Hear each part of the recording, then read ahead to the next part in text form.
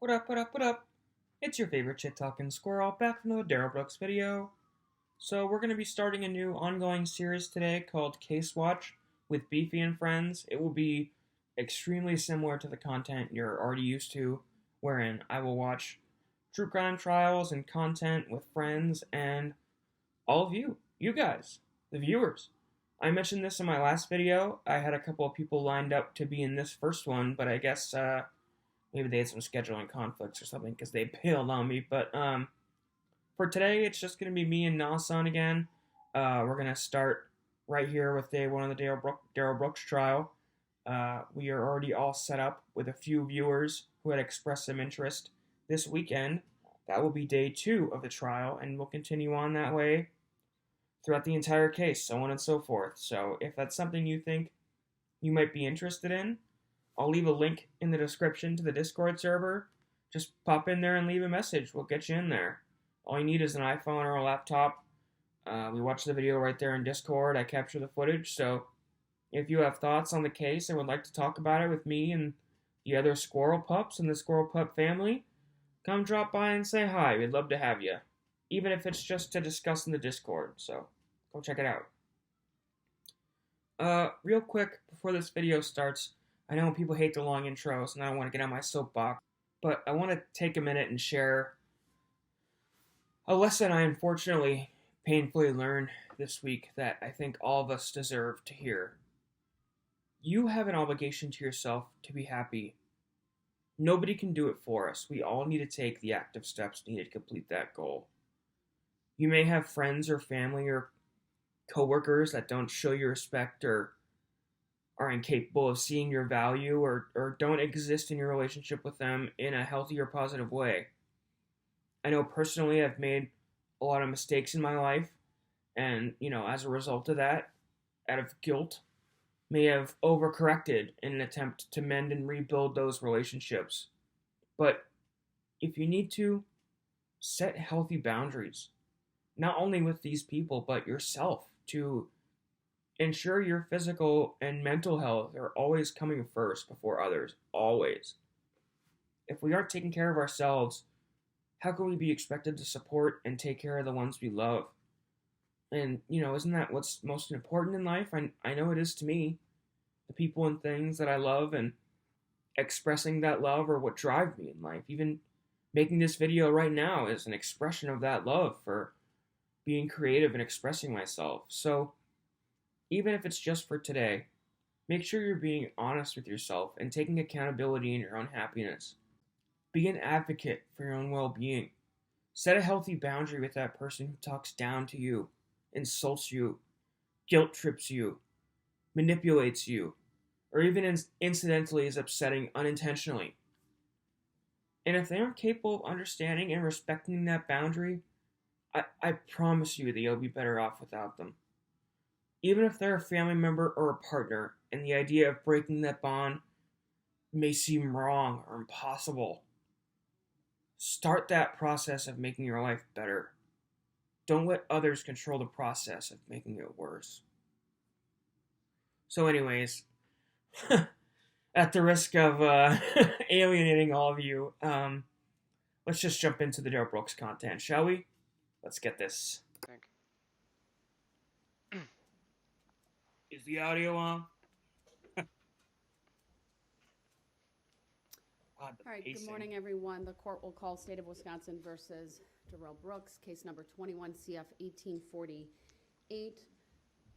Record should reflect that the state appears this morning by District. This is very similar to the pre-trial hearings. Have you seen him in those? The whole tone is way different than the trial. You know what I'm talking about? Like when he waves his right for the lawyer. Yeah. He moves back and forth in his chair. It's like he just can't sit still. Mm-hmm. Really odd. Deputy It's just night and day different than he acts when he's actually defending himself. He probably started out nervous and then got into his element after a while. I think he got back to jail and saw clips of what he looked like and was like, "Oh, I need to conduct myself more professionally. I need to be taken serious, yo." Maybe. Attorney Leslie Basie, Assistant District Attorney Zach Wichow, and the defendant, Darrell Brooks, appears in person in custody. I'd also like the record to reflect that he is appearing in jail attire today. Can't He's also fucking wearing wait to a throw out his mask. sovereign shit. Name and would like the opportunity to state that I'm Yeah, here he was concerning chomping this at the bit to throw this at her. Could not wait. matter as third-party intervener in this matter, appearing as authorized representative for my client. I accept for value in return for value all the charging instruments in this matter and make my exemption available for discharge of all obligations and charges connected with this case. I do not dispute any of the facts in the charging instruments and would like to now reserve my rights if I may. Oh shit. Here we go again. Mr. Brooks, you just interrupted me within. I would like. What did he expect to happen there? I would like to exercise my rights if I may. So what did she? What do you think they were gonna do? Like, okay, we'll let you go now. Clearly, He you're. uh Go ahead. he at one point in the trials makes an argument that because other people didn't reserve their rights at the beginning of the trial, that he's somehow afforded like extra benefits. Like the judge makes the judge refutes his stupid sovereign bullshit and like cites laws, and he goes, "Did those people reserve their rights, Your Honor? Because I reserved my rights at the very start of this trial. All rights reserved." It's like a All rights copyright reserved. infringement. He says that like word for word. Fucking, I reserve all my rights. I don't want people stealing my shit, yo. I It's might so. get in trouble for the t-shirts now because he reserved his rights. Copyright infringement. Stealing his likeness. He's gonna sue me. He probably still represent himself. It's interesting that you know the whole movement in general, like that there's people out there that think that the law works like that, like it's all like a magic spell, like you're casting a spell. Yeah, I've heard a few YouTubers theorize as to what's going on in their brain, and it really just comes down to, most of these people, they, for whatever reason, can't have a license. So somebody comes to them or they discover something online, purporting to them that they can actually still drive, and they flock to that idea like a duck to water. You know what I mean? It's not even so much that they prescribe to the sovereign, way of life. Like that's not the important part. It's being able to drive, or in this case, getting away with murder charges. Like he doesn't believe in this crap, but he knows that he can try to use it to fucking. Yeah, It's a defense. It's a crappy one, but it's still a defense. yeah, it's a tactic. Yeah. A minute of us starting this case here today. I'm asking you to respectfully not interrupt me. That's the second time, so I can go through the list of things that I need to get through this morning. I just wanted it stated for the record that Mr. I am not Brooks, identified by it the name wasn't that the you called me proper by, time that's to all. do that. That's now the third interruption.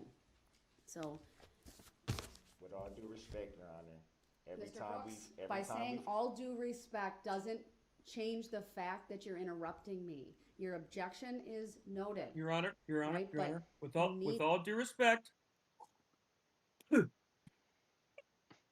basically what he's doing, with With all all. due respect, spits in her face. Oh, two is what you said. Yeah, with all due respect. How many times does he end up saying that throughout the trial? It's probably countless. So annoying. need to stop interrupting me so I can get through what needs to be done. I have a number of documents that I need to discuss this morning. Mr. Brooks, you do not have a right to interrupt the court. I will remind you once again of the Supreme Court rule. It's on a yellow laminated, double-sided piece of paper. That we also wrote in colored markers to make it exciting for you, so maybe you'll read it. That is before you. I checked, I verified, it I is. accepted in return Mr. for Brooks, value, that's Your yet another interruption. Let me get through this, please. I I just want. She must have a for- notebook filled with lashes for all his interruptions, you know? The notebook's completely full. It looks She like said the she this had it's like like the scribblings of a madman. she said that she had like 9 notebooks full of notes. That's insane to me. I mean, I guess like if you're gonna go through a case with this much fucking evidence, I guess to do it right, you'd have to. But wow, it's crazy. Yeah, I noticed that too, and to try to summarize it up into one statement at the end. Yeah, big I task. rewatched I rewatched her sentencing remarks, like with the she basically summarizes everything, and it's just God, it's I like I get mesmerized in her summation of the whole case, and you know her classification of who Darrell is just it's so spot on. It's better than Opper's. Like she really fucking Yeah, throws it in his face. I mean, you know, she's very poignantly calling him out to his face too. yeah, I agree. You will record, have an opportunity when I give you an I want opportunity. No one else stated- is speaking at the moment but me. You need to stop interrupting. I don't identify by that name. You are so dumb. You are really dumb. Mr. Brooks, I am going to keep going. You are warned. You need to follow the standards of courtesy and decorum for the courts of Wisconsin. Chapter 62, that's another interruption. I intend to follow decorum. This court comes with a history of Mr. Brooks interrupting now. This is day 4, and every day Mr. Brooks has interrupted. It has resulted in Mr. Brooks being placed in a neighboring courtroom so that this court can efficiently, effectively, and with dignity preside over this case here today. I am well aware that's another interruption. I'm well aware. Stop respectfully, talking. which I have the right to do. I'm well aware, And Mr. Brooks, I that you have not object to the intended to name that cause any, has disruption. identified on the information He and all says as he's documents in this disrupting. case. For the record, Your that I objection did is not noted. It identify does by not that need to be name. repeated. I will make a record right now. The May I court have the notes opportunity to a preserve my continuing rights, Your objection by Mr. Brooks of I've noticed when she talks, like she'll says a lot at one time, so she has to take huge breaths in between. Have you noticed that before?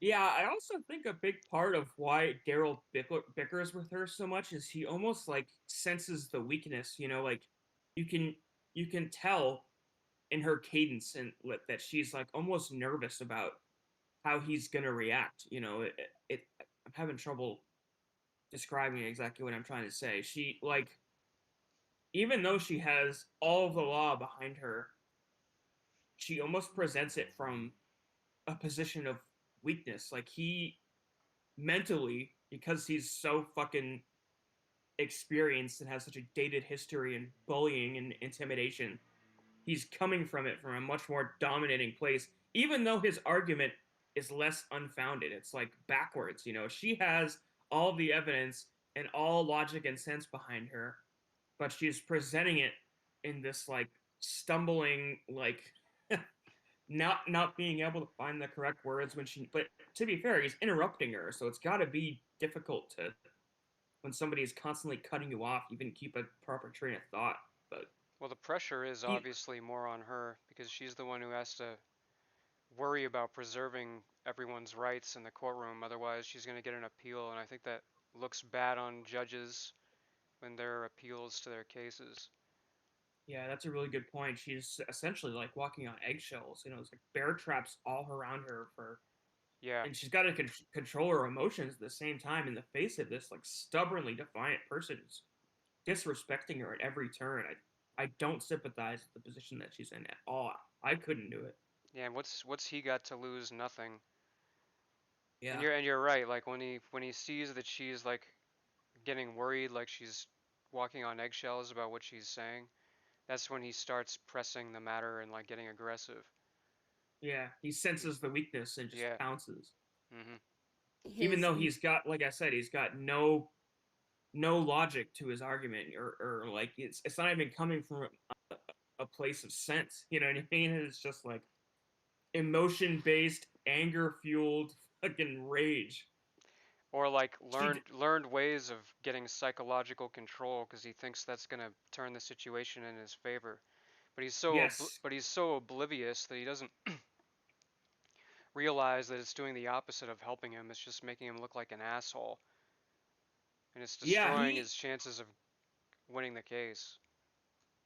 I think the biggest problem he has is he doesn't understand that once she's made a ruling, it really doesn't matter what he says. She's not going to backtrack on it. It's like cops. Like when they ask you for your ID, they will they will call out the entire fucking police department before they backtrack on that request. They will call out the fucking National Guard before one police officer will ever admit that he's made a mistake. Like to the point where it's disparaging. Like you see interviews with police officers who have clearly wrongfully convicted somebody, and they're sitting there in the interviews like still purporting they made the right call. Like there's DNA evidence refuting that whoever this person is they convicted is the killer, and you see the detective will put him away going, "We got a confession. It was him." It's like, what? We have fucking DNA evidence refuting it, you fucking psychopath. Very similar to what Judge Darrell is doing. You know, when she makes her ruling, it's like to preserve the honor of the court, she can't just say, like, well, you're you're arguing with me so much just to make you to stop. I'm gonna change my ruling. She can't. Name and that he objects to being here. I know he's filed a number of documents previously I never related objected to to that. being Those here. I just documents state- are I of tried to record. state There's that another for the record, document Your that's Honor. filed. At least 2 more interruptions. Just now, I believe I'm up to 8. Mr. Brooks, you're advised that continued interruptions will result in you forfeiting your right to be present in this courtroom where you'll be taken. Anyway, like I was saying though, if you notice when she's talking, she takes huge breaths, and it's like I'll end up focusing in on it, and all I hear is her going. Into the courtroom next door to appear by video and audio I don't means to consent to being participate removed from the courtroom, Your in, Honor. that's another And you interruption. haven't shown me any lawful case law that I can be removed from the court Mr. Brooks? proceedings in a trial and forced under coercion and duress. You keep using the word. I do not think it means what you think it means.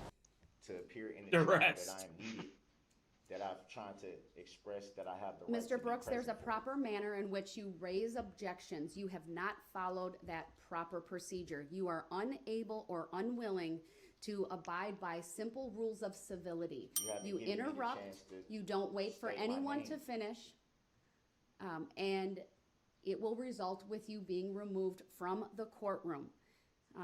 So respectfully you are object to that, once Your again reminded of that. I'm going to give a Another little slack tally. at the moment only because we are not in the presence of the jury. I'd like to go through a couple of things, the first of which is the jail attire. Mr. Brooks. You know what I thought we- about the other day? I wonder if the jurors, after this case was done, like went back and looked at that footage, like the actual. Because think about it, right? They don't see any of this. Like they come. There's so many times where they're like brought into the courtroom and she immediately is like, "Oh, take them back out." So they don't hear like any of this like psychobabble and the argument. Like I have to imagine them sitting in that. Like there were a couple of days where they went back and forth for so long they like didn't even get any testimony out. So that jury, they sat there in that other room for hours sometimes. Yeah, You have that's to a good imagine they're point. like, what the fuck is going on in there? You know what I mean? They come back and the tensions are all clearly so high. They're like, Jesus, what the fuck happened? I'd love to hear from a juror and find out like what it was like from their perspective. Yeah, actually, She took that's she took such conceited efforts to like protect them from seeing this disgusting display. Like he's on his best behavior when the jury is there, so they saw a very different Darrell Brooks than we all did. not very, because he was carrying all that stuff in, like while the jury was coming out every single time. Mr. Brooks, please don't talk about that while the jury is coming out. With a subject matter jurisdiction, did you prove it on the record? Yeah, they did get a taste of it. Plus, people are pretty smart. They were able to connect the dots. I'm sure to some extent they knew that he was just a fucking wackadoo. I mean, But look at his closing statement that we reviewed. yeah, The whole defense was jury nullification, as they told him not to say that over and over yeah. again. But that's like a really good point, right? Like they didn't see the whole back and forth about how there's like extensive case law that specifically references how you're not supposed to talk about that. So they hear him reference this jury nullification thing, and then they hear the judge and the district attorney's office like immediately object to it. Part of them has to be like, whoa, what the fuck? Like, why are they so adamant about that? I mean, I have to assume that a logical human being would kind of connect the dots that like, oh, that's clearly illegal, but I don't know. Part of me would be like, shit, maybe they are fucking hiding something here. Yeah. And Well, him saying fucking cars accelerating and not being able to be stopped, like, oh man, that fucking blows my mind. I had that in my newest lies video. That it's so egregious that he fucking deliberately misrepresents the fact. He's lying to their faces yeah. and at the same time purporting that the state is hiding things. He's lying to them and then also saying they're trying to deceive you. Crazy. Meaning myself and the jail have made arrangements by allowing folks to bring in street clothing for you. You've appeared previously in a suit and tie, very appropriate for a trial. If you no longer have those clothes available, the jail has a supply of clothes that they can also lend to an inmate. The reason we Are you noticing what I said now? How she's always going Yeah. because she talks so long without taking a breath that she has to like She's trying to make keep him from interrupting, so she's trying to like get it all out before he cuts her off. those arrangements during trial, sir, is because this court has taken a number of steps to shield from this jury that you are in custody. Your hands are not shackled. Okay, there are skirts around feet are each shackled. one of the tables. I'm aware of the feet shackles. That's yet another interruption. I'm aware of the shackles on your feet. what? And she just did it. She did like the Oh, huge gulp. yeah. And that's why the skirts are on your table and frankly all of the tables, right? So that it appears to be the same for anyone coming in and viewing. And that is why the shackles on your ankles are electrified. And there is a tank with sharks with laser beams attached to their heads looming above you, waiting to crash down upon you. Oh, Hey, your mic's cutting out. geez, sorry. Uh, It's probably the audio levels, so I was laughing so loud. My bad. Again, their arrangements have been made for you to appear in street clothes or civilian clothes. I would like you to appear in street clothes, and the reason why, sir, is to reduce or even eliminate even the appearance that you are in custody. And it is your choice, though. Are you willing to go back to your cell and put on your suit? It is my right to do so or to not do so. And at this point, Your That's Honor, why she who doesn't asked know you. that I'm in custody? Mr. Who Brooks, doesn't know that? I've had many trials with individuals who were in custody, and when I've talked to the jurors after the conclusion of the case, they had no idea. The whole point of allowing for street clothing is not only to shield jurors from the fact that you are in custody, but also you being in a suit. To make you look like an upstanding citizen, which Yeah. you are not. And a tie or other street clothing, I think also lends to the dignity of the proceedings. This is a trial. Again, it is your choice. Are you willing to go back to your cell and be dressed in the street clothes that you previously appeared in? With all due respect, I do not agree with that assessment whatsoever. There's no possible way that anybody will not know that I am in custody. I think that's a well-known fact because it's reported on every day in the media. It's shown every day on the news where I am, what jail I'm housed in, and that I'm in custody. It's virtually impossible for anybody to not know that I'm in custody. Mr. Brooks, did you hear the question that I asked you? And I respectfully keep the position that I just put on the record. Mr. Brooks, I will ask you again. Are you willing to go back to your cell or into the jail and put on street I clothes? do not consent or agree to anything that you just stated, Your Honor. All right, he did not provide an answer to a very direct question. Let the record be very clear that Mr. Brooks was given multiple opportunities to answer that question. And go back, Mr. Brooks, that's yet another interruption. I will advise you, sir, that at any point in time, if you wish to put street clothes on, I would give you that opportunity to do so. You've already heard it is my preference.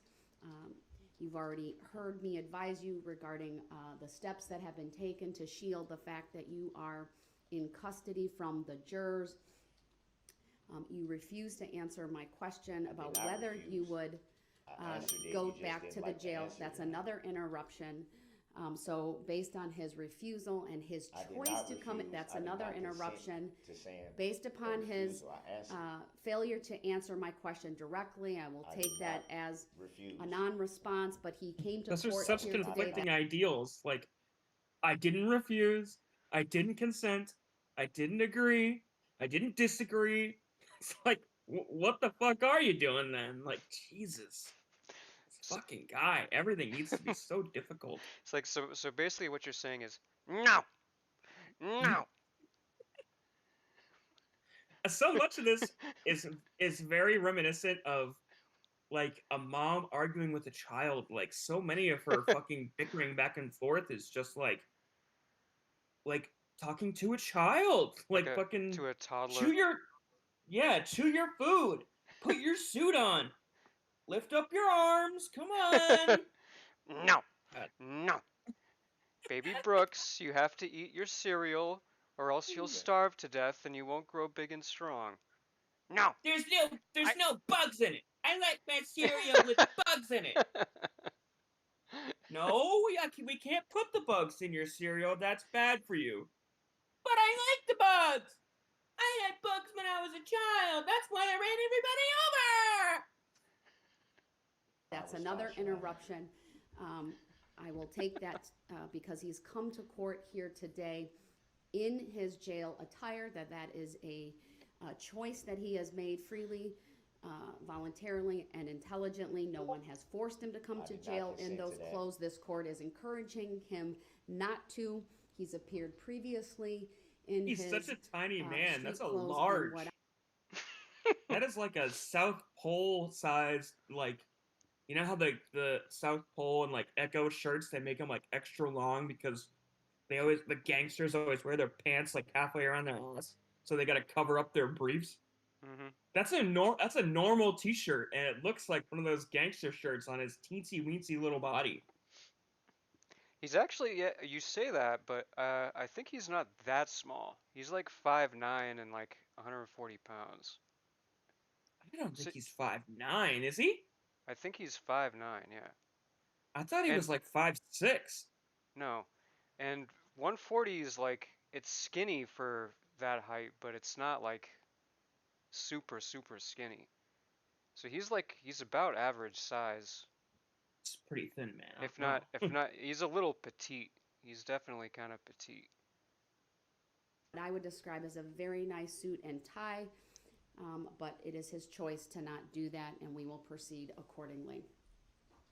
So while we're on the record, may I challenge the subject matter jurisdiction? No, you may not, sir. You need to file a motion in order to do that.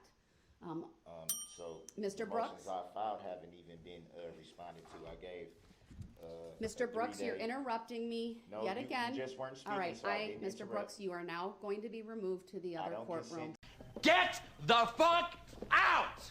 to that. I have I'm had under a duress dozen by or having more interruptions. shock- I You'll have be shock- off the record while Shocks you Under on my duress. Thank you, I don't everyone. agree to a stop. I move for a motion to dismiss for being under duress and being coerced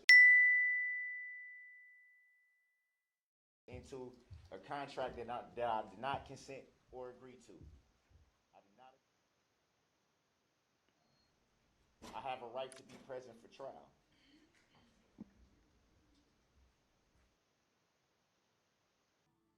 Alright, guys. So during this little break, Darrell gets a little fussy, and the guards are forced to deal with him in order to get him into the neighboring courtroom. The ensuing scuffle was transcribed into the public record based on use of force reports submitted by the bailiffs involved, and was recently released among some of the other filings. So, with the magic of YouTube theater, we're going to recreate for you the events that took place during this little scuffle, complete with dialogue that I could best assume is as accurate as possible based on the contents of said filings. Keep in mind this is not an exact transcription, but rather a as close as we could get recreation of the actual events as they unfolded off camera. I hope you enjoy. October 6th, 2022, 8:40 a.m. Judge Jennifer Darrell orders defendant Darrell E. Brooks out of the courtroom. Come on, Mr. Brooks. Let's go. No, I ain't gonna do that. I ain't gonna do that. Darrell, let's not make this a whole thing. Don't be difficult. Just stand up and let's walk over to the other courtroom. It ain't about being difficult. It's about what's fair. And y'all violating my constitutional rights. I have a constitutional right to be heard and to be present in the courtroom. Get up. I do not consent to that. Darrell begins slowly shuffling his papers around with no clear agenda or purpose. Under the Sixth Amendment, I have a constitutional right to be present in the courtroom for all proceedings. Get up or we will make you get up. Oh, so you're gonna violate my constitutional rights? Get up. Guard attempts to disconnect ankle restraints. Oh, so you're gonna shock me then? Under the Sixth Amendment, I have the constitutional right to be present during all proceedings. Your life is not on the line, mine is. Darrell visibly tenses up at guard putting his hand on his back. Don't. Don't touch me then! Guard picks up the tiny man while he stiffens his entire body, refusing to bend his knees to walk. The trio clunkily and awkwardly remove him to the other courtroom.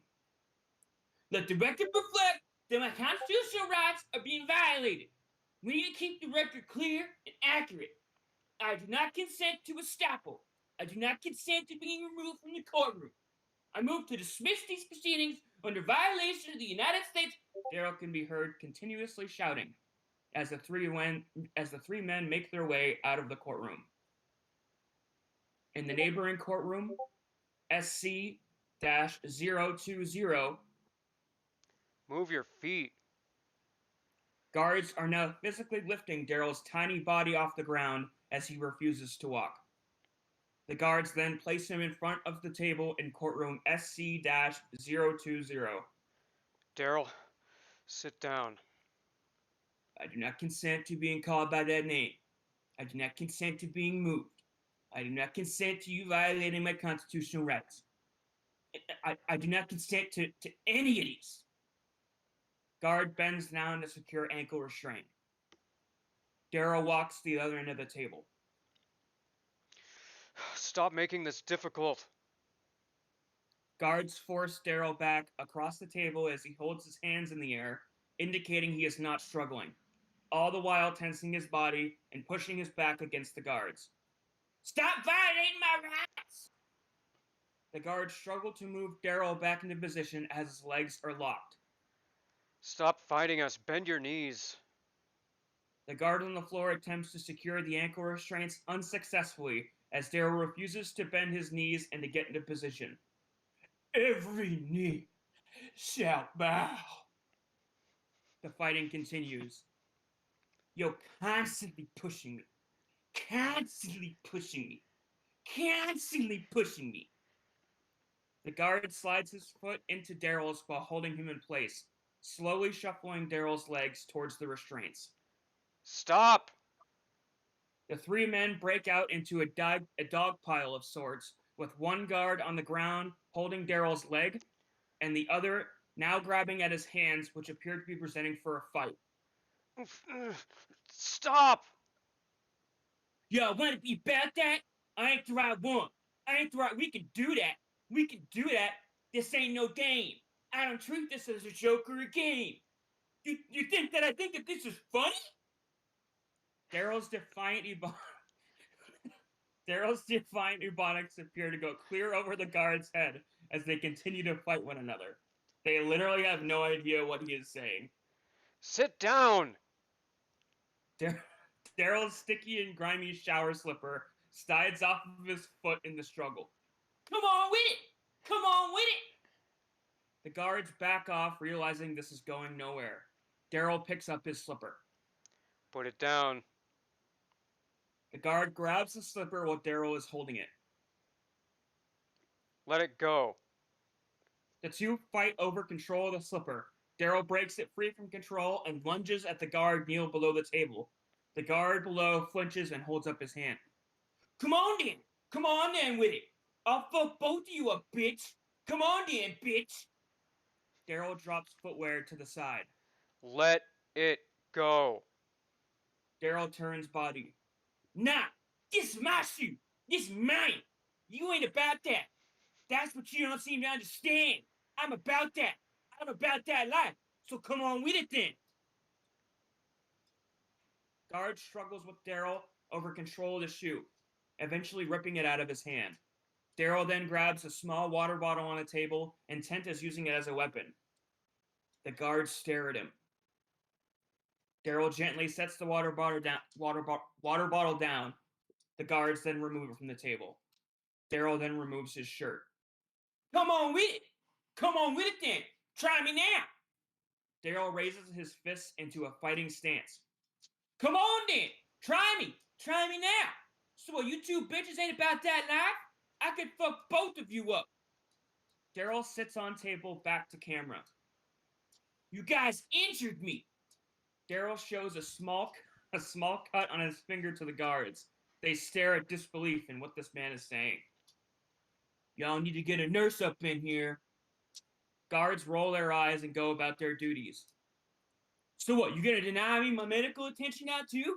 You gonna violate my constitutional and civil rights? Darrell then points to a bruise on his arm that very clearly has been there for days, as discoloration of the skin typically occurs within 1 to 2 days of an injury. Wow, so I'm just chopped meat, chopped liver. This is mind-boggling. This is mind-boggling. End scene. All right, we are back on the record. Appearances are as they were before. I need to make a record that at 8:42 a.m. this court ordered Mr. Brooks be removed from the courtroom due to repeated interruptions and disruption with the court. This, of course, comes on the recent history with Mr. Brooks. On every day that we have been in court since Monday, he has shown a complete and utter disrespect for the simple rules of civility. He has been removed from the courtroom multiple times. This morning alone, he started interrupting this court within a minute of the court calling the case. I should also make a record at the moment he is muted because of the way that he was removed from the courtroom and his conduct since. I have been given just a bit of information about it. I will advise everyone that I have required that the Sheriff's Department file a written report with the court regarding Mr. Brooks's conduct. I'm told that He would not sit down while in this courtroom in order to have the shackles removed so that he could be taken to the other courtroom, that he was resisting, that at one point he took off a shoe and it appeared to the deputies that he was going to throw the shoe. You can see that he is seated with his back to the court or to the camera. He So took his funny you shirt tried off to use as this little well. shower slipper I'm also as a told that weapon. he is threatening to throw and break items. I It's want kind to of give him headphones since he wussy. has claimed in the past to be hard of Thing hearing has got to in have one so much fucking DNA on it from those jail showers. Ugh. ear, but given his That's a jail statement thing, that he actually. would That throw taking off your shirt and putting on the sneakers. That's like how you indicate to somebody you're ready for a fight. Sneakers come on, shirt comes off. Yeah. and break things unless he can pledge to this court that he will not do that. I'm not going to provide that information. I will advise that the audio in that courtroom should be turned up accordingly so that it is louder than it has been. I've also been advised that the audio and visual equipment is working in that courtroom. The deputies that are in there can see and hear the court through the Polycom system. Today is a little bit different in that there is no Zoom. And so, but this court, with the blessing of technology in this new building, have the ability to call in one room system to the other. That is why we're able to see and, when appropriately, hear him when unmuted. And then there are the 4 camera angles that are presently from this courtroom. I have the camera in the other courtroom on a single camera since he's the only individual in there. This court has, in essence, extended this. You know what I courtroom. noticed? I was watching a sovereign citizen hearing the other day, and it is like a common thing with all of them that they get muted by the judge, and they still talk. It's so odd to me. Like, they know that they can't hear them, but they cannot stop themselves from talking. Like, they know they're not being heard. It's like they're just saying it for themselves. Darrell does this frequently throughout the trial. Like, he knows he's muted, and he still talks to the judge, knowing that nobody can hear him. Like, who is he talking for? Like, himself, clearly, right? Yeah. Well, I mean, there's guards in there to listen to him. Yeah, I guess. To the neighboring courtroom. While there is ample evidence in the record, not only through the proceedings up to this point, but this morning alone, that through his conduct, he has forfeited his right to be present. I'd also make a finding that he is appearing from that courtroom, and that because of the audio and visual equipment and system that we have in place, that it is the functional equivalent of being present in this courtroom. This court has relied repeatedly on Illinois versus Allen. I've read portions of that case into the record. I don't intend to go through that at length here today, other than to indicate that trial judges that are confronted with disruptive, contemptuous, stubbornly defiant defendants must be given sufficient discretion to meet the circumstances of each case. No one formula exists for maintaining the appropriate courtroom atmosphere will be best in all situations. And in that case, Yeah, look at him just there popping were off. at least 3 constitutionally permissible ways for a trial judge to handle a stubbornly defiant defendant, which this court would find Mr. Brooks squarely has become and has demonstrated over the course of these last few days. One option is to bind and gag him. I've already talked about at a previous hearing why I choose not to do man, that. that would have been so sick to see. Can you imagine if she actually bound and gagged him? I You coulda- know he would. I ahead. wondered that throughout this trial because, like, I could have swore I've seen other murder defendants with that done to them. I know I've seen it before. Yeah. Oh, what's that other guy's name? Bryce something. He comes into the courtroom gagged, and you hear him try to like pop off through the through. I guarantee you, Darrell would have done that consistently if she bound and gagged him. He would have like constantly tried to fucking talk through his gag. Would have been so fucking funny. I picture like the dominant the the dom and sub fucking gags with the big ball, like the sex toy. I picture that in his mouth, and him like, oh, trying to spout his fucking sovereign nonsense with a big ball in his mouth.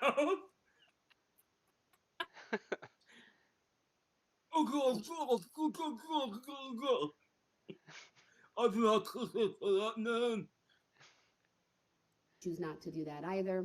The third is to take him out of the courtroom until he promises to conduct himself properly. Mr. Brooks today, of course, showed up in court from the jail in his jail attire. He does that by his choice. I gave him the opportunity to go back to the jail to put on his suit and tie or other street clothes. He refused to answer that question. This court will continue with this trial, as I have previously indicated. There are many resources that have been put into bringing this day to bear, and it is important for all involved that this trial continue. Again, Mr. Brooks is given the opportunity to appear from that other courtroom.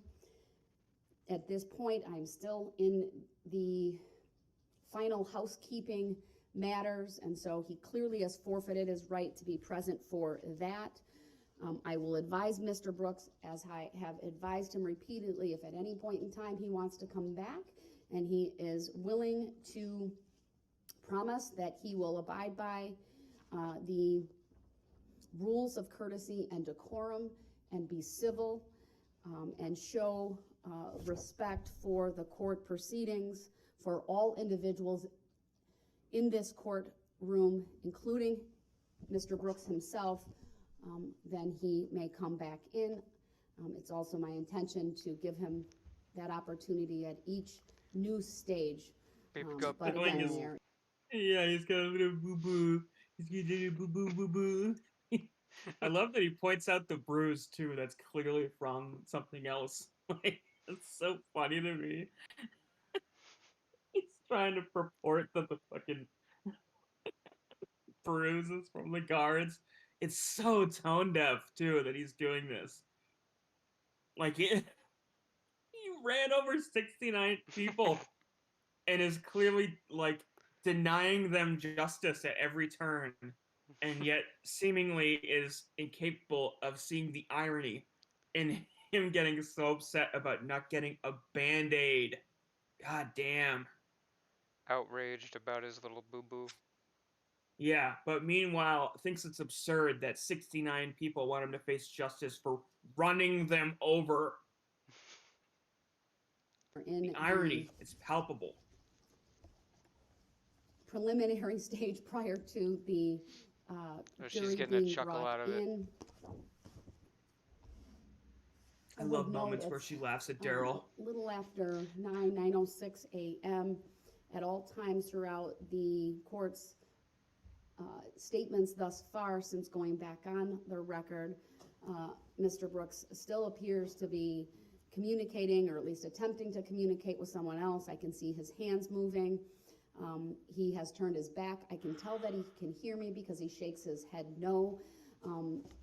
At a point in time where it's clear he's disagreeing with something that I've said, I believe he can adequately hear, and that his statement earlier in the proceedings that he's hard of hearing is simply another tactic of his to disrupt, to delay, to create chaos.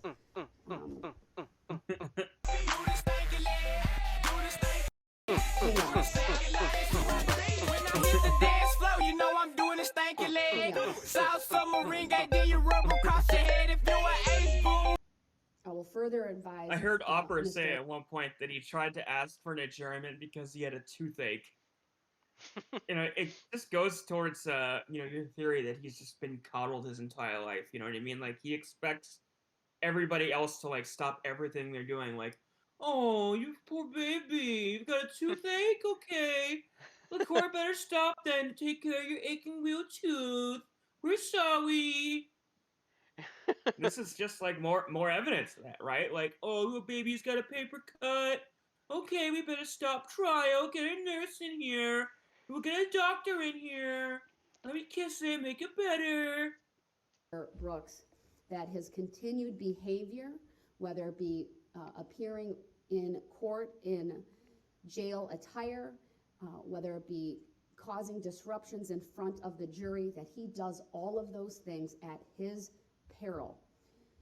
But I will, of course, take appropriate steps to limit what the jury can hear if appropriate.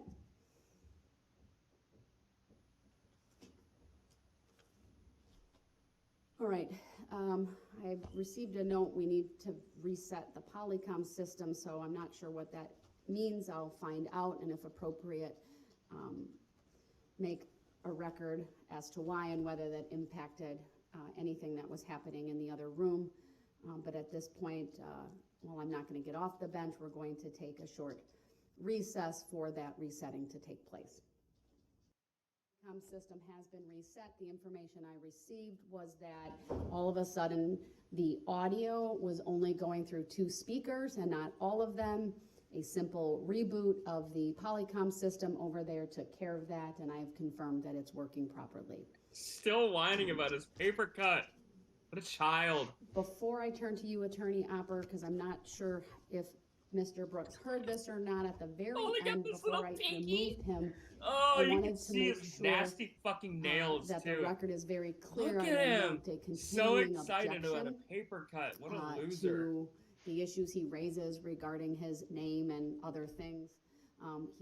There are filings that substantiate that. It will be my position it's not needed for him to do that every single day because I've noted a continuing objection.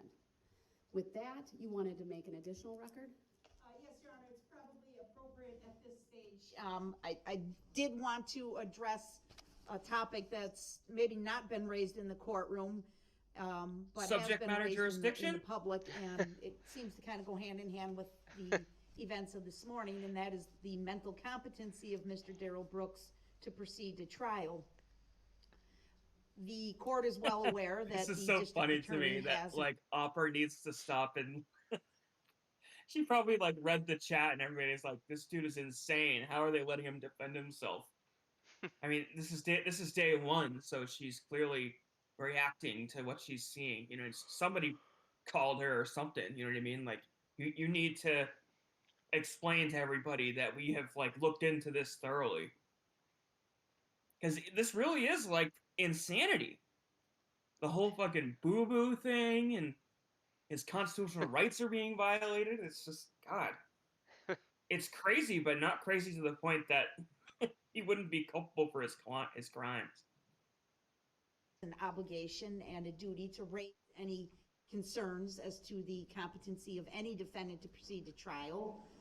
Any counsel representing Mr. Brooks would have that same obligation, and the court itself, if it had a concern as to the competency of any defendant to proceed, can request an evaluation. That's pursuant to 971.14 of the Wisconsin statutes. Just realized something. At no time they were so convinced that this dude was crazy based on his insane fucking tactics that they had to do 4 psychiatric reports. That means at 4 separate occasions they're like, God, no, this guy has to be crazy, right? Well, no. We got a psychiatric report done. Well, do another one. This guy's fucking nuts. He doesn't agree to his name? What? No. Do another psychiatric report. Anyone involved in this case had a competency concern, and I say that based on the fact that Mr. Brooks has made multiple court appearances, most of them before Your Honor, but at least initially he appeared before 2 court commissioners. He's had. Have you seen one of those hearings where he sits before the male judge? So, Judge. Hey guys, just jumping in really quick. We talk about this bail hearing in front of the male judge. So, I'm a completionist at heart, like I've said before. So I just wanted to throw this in quick. So let's check this out. Just based on his prior record, we obviously have very significant concerns about Mr. Brooks' flight history and willingness to obey the orders of the court. But we have to factor in, obviously, the allegations in this case as well. And obviously, I don't need to state Mr. Brooks is facing 5 consecutive life sentences if he's convicted on all counts in this complaint. I wish to notify the court, sadly, that today we learned of another death of a child related to this case. We do expect a 6th count for first-degree intentional homicide to be issued or added, to this case. I can advise the court that I am aware, I've been made aware through investigators that there are other individuals in critical condition. I think we've remarked on the number of actual injured parties in our complaint. It exceeds 60 people. There's a number of other charges that we are reviewing and considering, but certainly, at the very least, we do intend to file a 6th count of intentional homicide, maybe Friday or maybe early next week, depending on when we can accomplish that. Certainly, if we have any other deaths resulting from this incident, additional counts of homicide will be filed. We didn't charge bail jumping. Obviously, we could have. We have focused our efforts to date on the immediate concern, and that involves the loss of life that is alleged to have occurred through the conduct of Mr. Brooks. I want this court to know, and I think the court has read the complaint. Oh, don't rub his back. Man, that's fucking tone deaf. God, he is so fucking manipulative. Look at him over there, hunched over, crying. Someone is a church mouse, by the way. Just informed him he killed a fucking 6-year-old. Nothing to say, though. It's just so indicative of his fucking manipulation. He was going for the insanity plea here still, so that's what this is about. God damn. It just further impresses all of our opinions that everything is a tactic for this guy. Whether it's the hunched over crying, the insanity plea, the mental illness, the toothache, the paper cut, the sovereign citizen tactics, all the way up to his fucking pathetic defense. What a cockroach. You've indicated you've read the complaint. There are not words to describe the risk that this defendant presents to our community. Not only flight risk, but the dangerousness that he presents, his history of violence, and the allegations in this complaint where it is stated plainly that on several occasions he was told to stop by police officers. They risked their own safety to try and step in front of the car to stop him. Everything was done to get him to stop, and he just simply continued down the roadway, causing death and destruction in his path. So I am advocating for a significant cash bail, Your Honor. I'm asking for $5 million cash bail. I know that's a large amount of money, but I think it is warranted on this history, and I think it's warranted when the court considers, if convicted, Mr. Brooks will spend the rest of his life in prison. Thank you. Thank you. Attorney Perry. Thank you, Commissioner.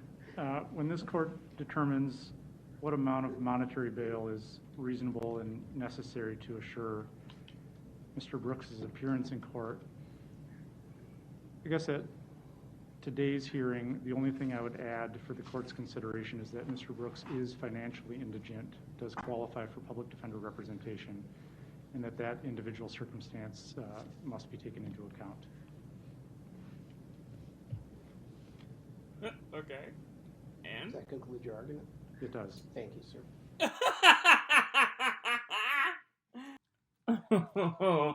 I mean, part of me feels bad for the guy. Like, what do you say in a situation like this? The guy is a monster.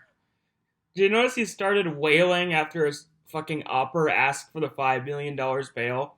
but again, was fucking quiet as a church mouse when they told him that Jackson Sparks is dead. God, I zero sympathy for this fucking walking piss bag.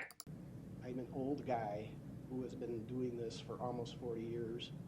DA's office, criminal defense attorney, 17, 18 years as a commissioner, both in Milwaukee and now in Waukesha.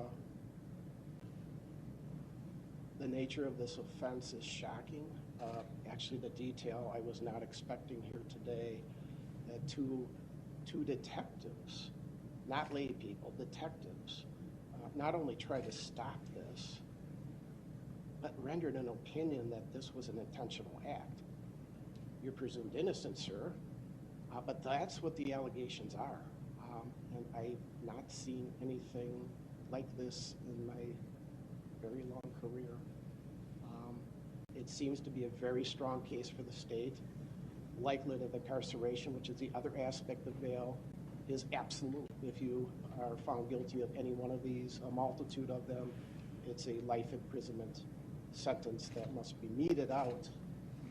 So I have no problem. I just, with that bail, it's extraordinarily high, but it's an extraordinarily big case. It's an extraordinarily serious case with an extraordinary history of this gentleman, of fleeing, of hurting people, of not following court orders, not following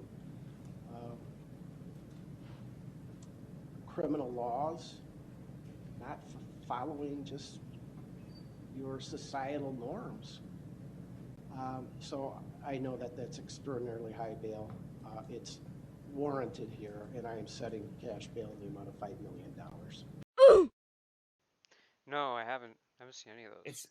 It's for his bail hearing, and that judge is very different with him. We'll have to take a look at that at some point, but he calls him out really bad. I mean, it's a totally different tone. It's crazy how much of an impact the sitting judge can have on how a courtroom proceeding goes. Him up until last week on this case, and you've made a record with Attorney Perry previously as to Mr. Brooks' ability to understand what's going on and his ability to participate in his own defense. You made a thorough record last week when you went through his waiver of right to an attorney and his absolute desire that he expressed multiple times to represent himself. I would also add he is intelligent. He knows the issues in the courtroom. He discusses what happened in court that day with these individuals he's speaking to. I am thoroughly convinced, Your Honor, that Mr. Brooks is 100% competent to proceed to trial, that his mental capacity is not reduced in any fashion. Anybody that thinks otherwise has no involvement with this case. I would reference the court to today's filing, which Mr. Brooks provided. It is extremely well written. His handwriting is immaculate. It's perfect. The punctuation, the grammar is 100% accurate. He uses bubble exclamation points and dots his eyes with little hearts. It was this morning. He has continued with the same objections that he has been making repeatedly in this case, so he clearly understands the issues. He understands the defense. That's another way he screwed himself over. Is he showed himself to be too competent, so the I'm a psycho thing just went way out the window. Yeah, I noticed there are moments where the judge will give him a compliment and he'll harp on that, excuse me, I did what? And she's like, you did a very fine job. And he doesn't realize that she's putting on the record that he's able to adequately defend himself, so it's actually hurting his chances at appeal. He's so focused in the moment. He's like, oh, she's praising me, I did a good thing. And it's like, no, she's saying that all your ramblings, although stupid, are not insane. That he wants to pursue. He undertook the effort to have this form notarized by a jail employee so that Oh, they're it is giving a him some. signed and sworn I affidavit. thought that was spray at first. I thought they were Absolutely like no spraying him concerns on the part down of the like state of Wisconsin delouser. that Mr. Brooks has any deficiency in his competency. We are Like a 100% cat. convinced that You know, these you go and actions you of spray Mr. the Brooks bottle are at him. deliberate and Stop it. intentional. Stop yelling. And they Stop. have escalated, and the court has seen this since August 25th or so, as the motions were decided by the court, most of them to his detriment. His behavior became more and more difficult in the courtroom. It started out less aggressive with him sleeping and asking to be able to leave the courtroom. Then we had a toothache.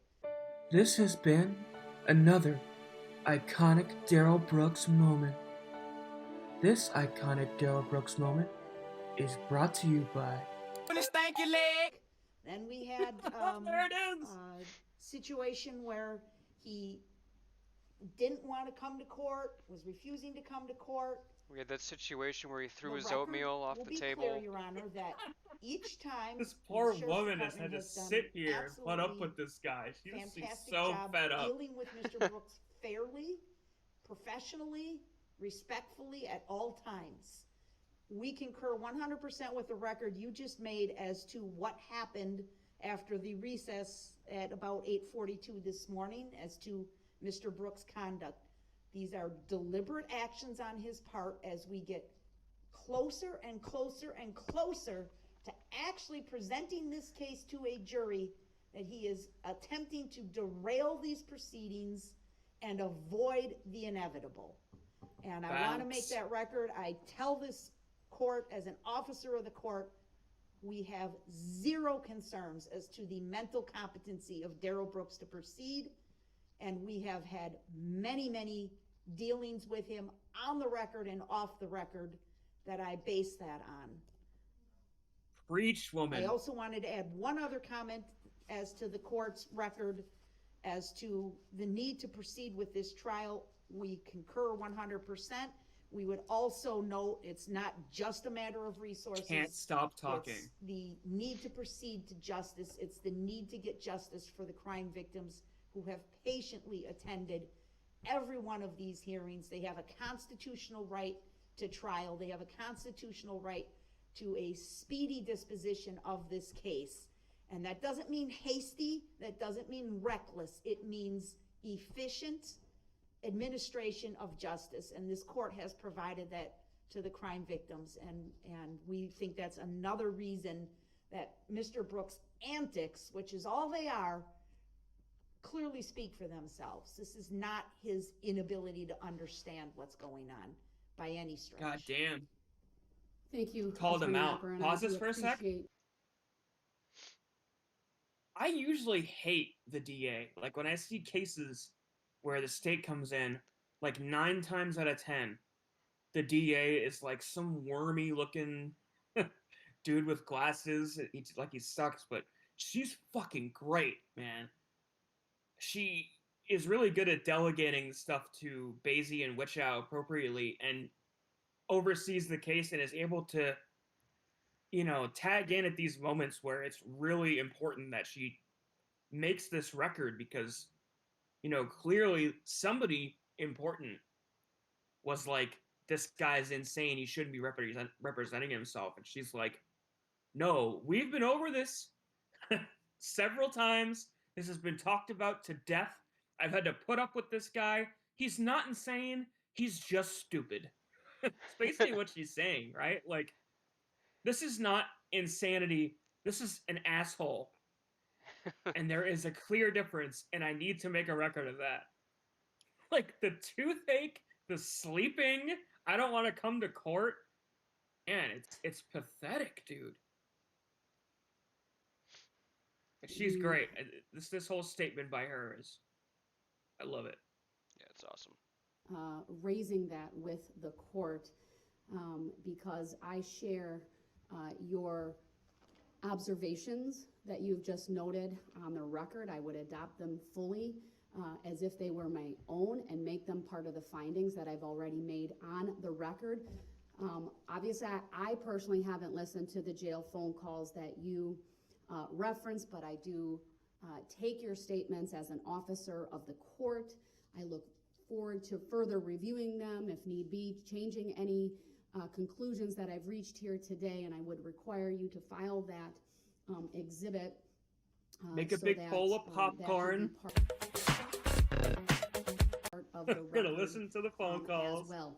I would also add to what you have just stated. This court has read through not one, not two, not three, but 4 evaluations related to the special plea that was withdrawn.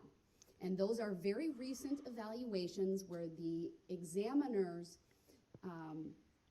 met face-to-face in the jail or in an appropriate visitation room with Mr. Brooks, either in July or August of this year. And every single one of those individuals did a mental status exam that's noted in their reports. Frankly, the behavior that we're starting to see here is no different than some of the behavior that was noted by those examiners as well. This behavior is frankly more in line with someone who's defiant, deliberate, and in line with the conclusions related to whether he suffers from a mental disease or defect that would qualify for a special plea. I've not gone into much detail. That's crazy to me. You know he went into those mental evaluations with the Nicholas Cruz mindset of, I'm going to act crazy to get these charges dismissed. And again, he wasn't able to stop himself from being fucking defiant and an asshole. Like, they just saw right through it immediately. I mean, he's so manipulative. There is no chance he didn't go into all 4 of those trying to purport that he's insane. I mean, we see it at sentencing. His entire sentencing remarks is, I'm crazy. I need to go into a facility. Don't send me to prison. So we know he wants that. Yeah. Well, you got to figure too, though. The people who do those examinations know the criminal is always trying to make him look crazy, so they have to take whatever they're saying with a grain of salt, you know? Yeah, I mean, for what Darrow is saying here, though, it sounds like he got frustrated with the process and got defiant with the examiners. Like, he is so beholden to his emotions, he got frustrated by the process and was an asshole to them. Like, you figure his own need for self-preservation would be able to quash his own rage, but he cannot stop. Like, it's sad isn't even the word. It's like frustrating. You know what I mean? That somebody's so incapable of controlling themselves. I mean, thank God, right? He was able to get convicted so much more easily, but it's again, it's also frustrating to see somebody. I hate him so much. I hate him. And I won't. Those documents are part of the record, but it's very clear to this court that everything that he has done, as outlined by the state and as made evident on the record of these proceedings, that it is the sole intent of Mr. Brooks to make a mockery of this process. And I've stated, and I'll state it again, I'm not going to tolerate it, but there is, I believe this trial needs to continue, should continue, not only for Mr. Brooks as the accused, who also has the right to a speedy disposition. He hasn't exercised it. The victims have a right to a speedy disposition. And it's important for the justice system to go forward with this proceeding. We are at the stage where we are at with Mr. Brooks muted in another courtroom because of his defiant actions. No one else. And I appreciate everyone's patience as the court goes through these things, frankly, gives Mr. Brooks time. He's caught in 4K. He's not popping off anymore. He's calmed down because they're calling him the fuck out. But he just simply flat out refuses to do so. So what I'd like to do is finish with the approval of the jury instructions, the preliminary jury instructions. All right, guys, that's pretty much going to do it for this one. They end up just kind of going on a little bit about jury instructions. Really nothing important being missed there. But sorry if I got a little preachy in the beginning intro. Just had some personal stuff going on, but it's not a big deal at all. I did want to talk about real quick before we go. I'm going to leave a link to the Jackson Sparks Foundation in the description. Last week when I included the plug of my merch, a lot of people left comments that kind of called me out, and I'm so glad that you guys did that. Nobody was mean about it, by the way, but it was really kind of a dumb idea to put Darrell Brooks' t-shirt, his face on a t-shirt. I thought it was funny because it was making fun of him, but in hindsight, I imagined a victim walking down the street and bumping into somebody wearing a t-shirt with their attacker's face on it, and immediately it came crashing down upon me, the horrid mistake I had made. So I took the t-shirt designs with his face on it down. Actually, only one t-shirt sold, but I took all of the t-shirt sales. I think there were like 4, maybe 5 from last week, and I'm putting it up on the screen now. You can probably see it. I donated that money. Actually, I doubled it and sent it to the foundation. I'm actually thinking I might do a charity drive or something. Probably during that collab series. Eventually, that might morph into a live stream, but let me know what you guys think about that idea. You know, a few of you guys hopping on the Discord with me, doing a live stream, and then all the proceeds would go to the Jackson Spark Foundation. You know, obviously I'd want to get their approval. I did send them an email, but they didn't respond to me. But with my content being what it is, if they don't think that it's appropriate, then we won't do that. So with that, I will see you guys in the next video. Make sure you like this, subscribe if you're not. If you watched it this far, I assume you enjoy the content, and all my videos are just like this. You probably like them too, so I implore you to try and give them a chance, okay? So beyond that, enjoy the rest of your weekend. Go give all your doggos a hug and a kiss. Give them a hug and a kiss, and I'll be out. Twice. Alright, guys. I'll see you in the next video.